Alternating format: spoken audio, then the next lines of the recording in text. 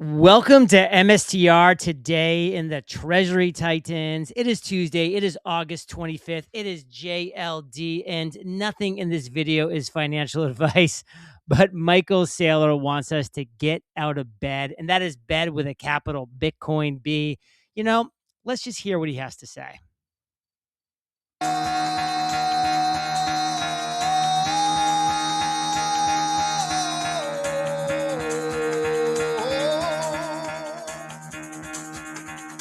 Get the fuck out of bed, bitch. Go.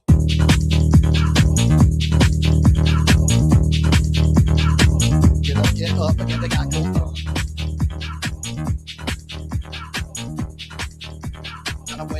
Gotta wake up, bitch. Get up. Okay, Michael Saylor literally posted this on his account. Get out of bed with a capital Bitcoin B.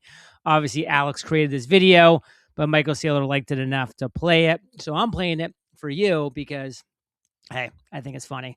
Let's move on to strategy that says USD cash is a separately designated pool for general Bitcoin Treasury company purposes. USD reserve policy is unchanged, designated for dividends and interest. USD cash adds flexibility to respond quickly to market conditions, including dislocations in Bitcoin or our securities. So what's happening here? Well, it's fantastic that from Monday, when they announced that, number one, they upped the USD cash reserve to over 5.1 billion, and then they added a 1.6 billion, give or take, US cash pile, essentially stockpile.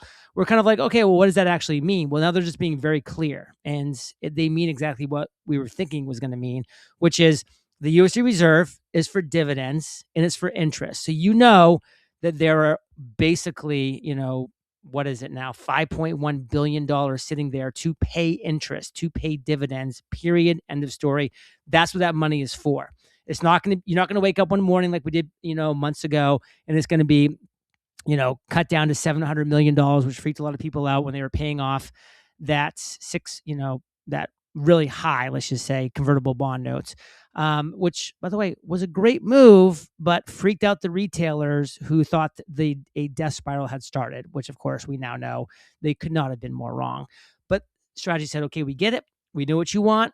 The reserve is only going to be designated for dividends and interest, and the cash, we're going to be able to respond quickly now to market conditions. If there's dislocations in Bitcoin or our securities, we're going to dump it into Bitcoin. We'll dump it into MSTR. We'll dump it into Stretch. And they are now able to very powerfully and meaningfully do just that with an incredibly high dollar amounts of USD cash, making it happen. So love that flexibility. Natalie Brunel says, I'm a proud Bitcoin maxi as defined by Saylor below. Quote, Bitcoin maximalism is the conviction that Bitcoin represents a fundamental economic breakthrough, the strongest digital property, the most credible monetary network, and an instrument of economic empowerment for billions of people. It can be grounded in ethics, the defense of property rights, and in utility, the ability to preserve and transfer capital without dependence on the issuer. And then this is from a post from Michael Saylor 20 hours ago, the Bitcoin Reformation. And I'll tell you, this read is powerful. I highly recommend going through it. It's just a very important read for people that want to understand basically how a lot of people look at Bitcoin maximalism. Now, a lot of people have different thoughts on this, and that's fine. That's part of the world that we live in. And you can see it's pretty long, all the way down to 25. And, research is current through August 24, 2026, because obviously things can and will change. But a very important read. If and when you have the time, find Michael Saylor on X and give that a read. Adam Livingston says, a friendly reminder that MSTR goes to $1,000 and outperforms Bitcoin, even if strategy never buys another Bitcoin and the MNAV stays at 0.99x MNAV forever. Do you understand that? Anything Saylor and Fong do from here is just added gravy. And by the way, they're going to do a lot, like a lot. The stretch machine will turn back on. Digital credit is in its infancy. Bitcoin is inevitable. Trust the MIT rocket scientist math. He knows. And here's the MSTR versus Bitcoin projection. And again, this is if they do nothing. Literally nothing. Look at the outperformance. The numbers are here. The math is in. MSTR is going to $1,000. Boom. And it's going to get there a lot faster than this model predicts because they're not going to do nothing. Of course, they're not going to do nothing. They're going to do a lot of things, a lot of great things. And Mike says, stretches up 35% since an explosion of first-time commentators created an opinion on a topic they know nothing about. And this is what I was pounding the table on 1 month ago, 6 months ago, 10 months ago. You have a bunch of commentators on X who believe they know something about something. They know nothing about nothing, and they especially know nothing about MSTR. They especially know nothing about strategy, about stretch, about the preferreds, about the flywheel effect, about the balance sheet, about Michael Saylor, about Fong Lee. They know nothing about it, yet they want to have opinion because they want to get $4.12 every 2 weeks from Elon Musk. That's what they want. So they'll say anything. And actually, we have an example of this coming up in a couple slides here, but it's so important. Curate who you listen to. Curate who you follow. I follow 34 people. That's it. Because I don't care what people outside of those 34 people say. I don't care what they say. I don't care what they say because I don't think they've done the work. And in fact, I know a lot of them have not done the work to understand Bitcoin, to understand MSTR, to understand the prefers, to understand strategy, to understand. They don't know. And so be so careful about that. Quick pause, because this might matter more than your next Bitcoin move. Your personal data is being bought and sold online right now. Emails, phone numbers, home addresses, even family connections, all floating across hundreds of data broker databases. And this is exactly where highly targeted scams, phishing attacks, and identity theft begin. That's why I use Incogni. Incogni acts as your personal privacy advocate. They handle the complex legal legwork of demanding that these data brokers delete your information, and they manage the entire request process on a recurring schedule to ensure your data stays off the market when it tries to reappear over time. And here's the kicker. If you opt for their unlimited plan, you get access to their custom removals feature. If your sensitive information pops up on a specific site that falls outside standard broker lists, like a random blog or old directory, you just send Incogni the link. You don't have to do any manual chasing of shady websites. Incogni's team of privacy experts steps in to handle the manual corporate takedown request for you.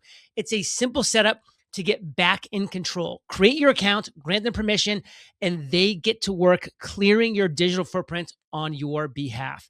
They can't harm you if they can't find you. Take your personal data back with Incogni. Use code MSTR for 60% off an annual plan at incogni.com/MSTR. That's code MSTR for 60% off an annual plan at incogni.com/MSTR. Chris says, strategy is the standard oil of Bitcoin. Standard oil refined and maximized the use of crude oil by converting it into products that were tailored to the needs of consumers. Strategy refines and maximizes the use of Bitcoin by converting it into products that are tailored to the needs of investors. John D. Rockefeller built the most valuable company in the world by refining crude oil. Michael Saylor is building the most valuable company in the world by refining Bitcoin. And here we go. Input, crude oil. What happens? Gasoline, kerosene, diesel, heating oil, asphalt. Very important stuff. Input, raw Bitcoin. What comes out? Strife, Stretch, Strike, Stride, MSTR. Very powerful stuff. Let's make this happen. Okay, this was a great post. And Michael Saylor actually commented on Alex's post and he wrote, big mistake with a capital Bitcoin B. So Michael Saylor watched this. He obviously laughed and obviously wanted to comment what a big mistake following people like this are. This is just an example of who are you following? Like, who are you listening to? Are you just doom scrolling X in the quote unquote, for me section and just like listening to people like this talk, listening to people like this write and post and do whatever? I mean, this is what is out there. Take it away. You actually have another opportunity because the market is going to continue to come down. Like I keep on saying, we have another massive leg down coming in the next few months. And of course, I'm going to continue to short it. You missed the last opportunity to short the massive drop with me. Don't miss this opportunity. I'm going to continue to short the market because lower lows are coming. Short with me. If you're holding crypto, stop what you're doing because you're going to want to hear this. Crypto is not going to recover in 2026. Yep, I don't think it's going to recover in 2026. You might be wondering, what does she know? Well, I actually accurately predicted the top of the cycle at the end of 2025. So I do believe a range of anywhere between 40,000 US dollars to 55,000 US dollars is a fantastic bottom and a great place to start buying Bitcoin. Okay, so it's come to my attention that some of you just don't understand how a bear market works. But am I buying yet? No, because I think that lower lows are coming. Okay, so even if Bitcoin pumps to $70,000, you still know that I'm still the biggest bear right now. Like, I really don't think that we're so back. I think lower lows are still coming. I have said for over a year that lower lows are coming. Okay, so I know everyone is in absolute shock because I haven't started rebuying Bitcoin yet. I will, but I'm waiting. I just love that Michael Saylor watched that, laughed, and then commented, big mistake with a capital Bitcoin B.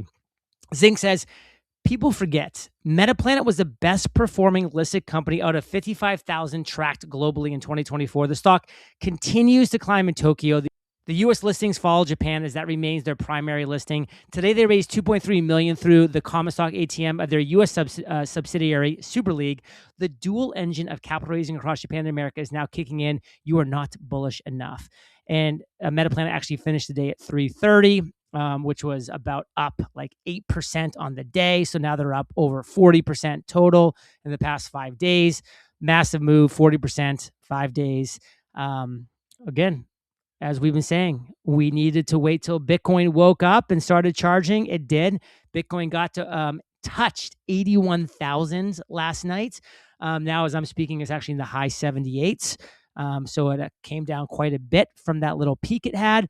But of course, what I do love is that the volatility is back. I mean, it can go from 81 to 78, back to 80 in a snap of the fingers. I mean, this is the bull market volatility that we want. Just like there's crappy volatility in a bear market, there's amazing volatility in a bull market, both to the upside and the downside, because there needs to be volatility. Volatility is vitality.